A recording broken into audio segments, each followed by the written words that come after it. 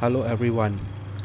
This video is to alert fellow animal rescuers of sabotage that can cost a lot of money and legal fees. It is also a call to Singapore authorities AVS to change their policy so that AVS resources are not abused to sabotage rescuers. We are independent rescuers and our rescue work is self-funded. We adopt senior dogs, offer palliative care for cats, and run a sanctuary for FELV cats. In 2022, our rescue vet fees was 60,000, and for the first time, we incurred legal fees. These legal fees were incurred in Sumo's rescue. On 23rd December 2021, we adopted Sumo, a FIV and FeLV positive cat with skin infection from the Singapore SPCA.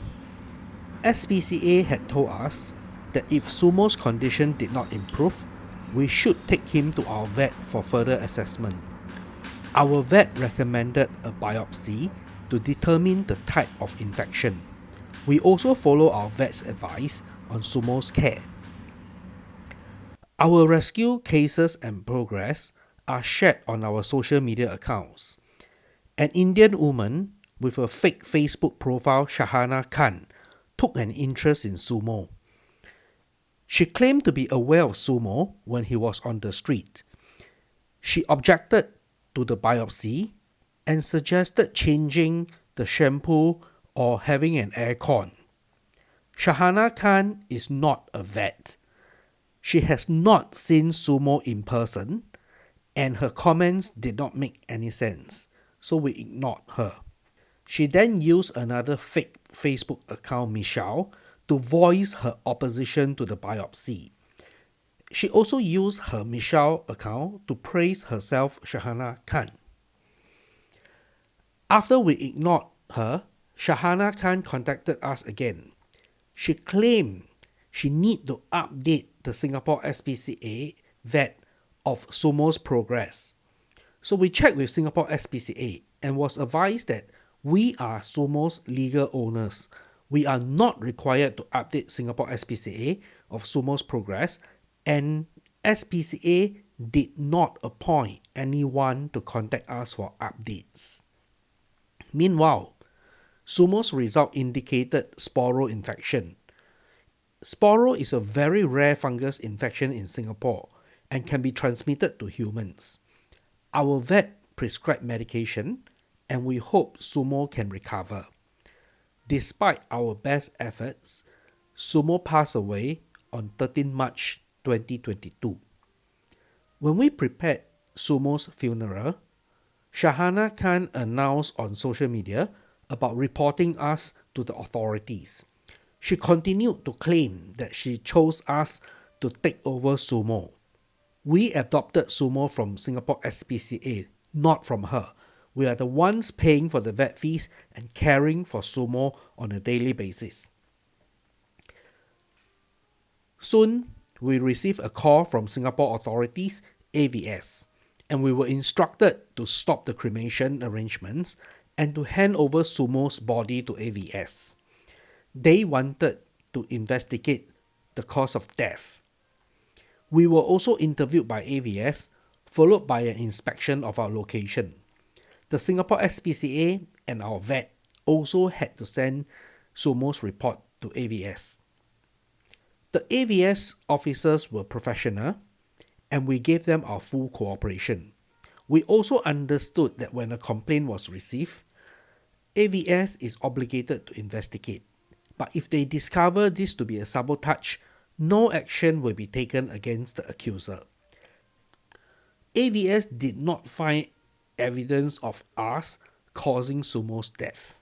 Despite Singapore SPCA's clarification that we are Sumo's legal owners and there was no need for any updates, we received a lawyer's letter from Shahana Khan. The lawyer's letter claimed as SPCA had limited and inadequate resources to provide long-term palliative care for Sumo, they sought Shahana Khan's help to secure a fosterer or adopter. We spent a lot of time with our lawyers to respond to the letter and her accusation.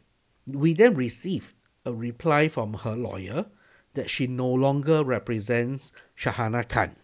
We tried to make sense of this very strange situation.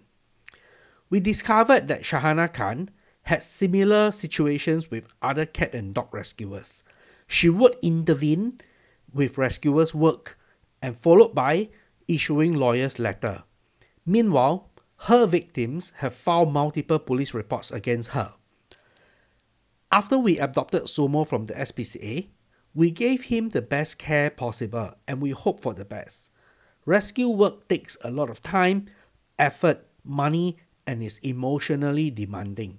In Sumo's case, we also had to spend additional time and money to address her accusations. Shahana Khan supposedly works in the legal industry. It seems like she is familiar with the legal loopholes where she can exploit to create maximum distress to rescuers while staying safe. In our case, she exploits AVS policy of not taking action against false reports to sabotage us. The unintended consequence of our engagement with Shahana Khan is the wealth of data documenting her behavior. Combined with previous police reports that other rescuers have made, AVS have sufficient data as a case study to change their policy. AVS needs to take action against people who knowingly make false reports against rescuers. Changing their policy will preserve AVS resources to investigate cases of animal abuse, neglect, and abandonment. Meanwhile, Shahana Khan has a new fake Facebook profile, this time Nisha, and she also have new victims already. Fellow rescuers, be aware and be careful.